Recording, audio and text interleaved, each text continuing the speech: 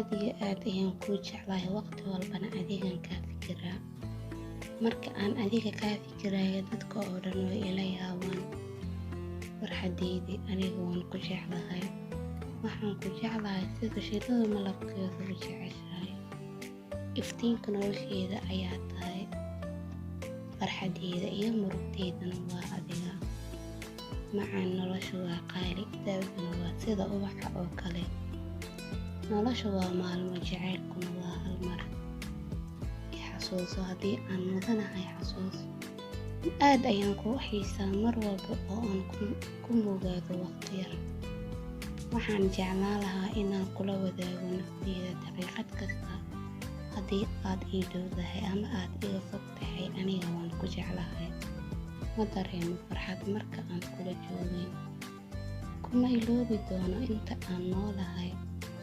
Waxaad tahay qof wax ka yaqaana jacaylka. Ma tihid ruux u qalmo xumaan. Wanaaggaaga waa mid mar walba aan dareemo, mana iloobi doono.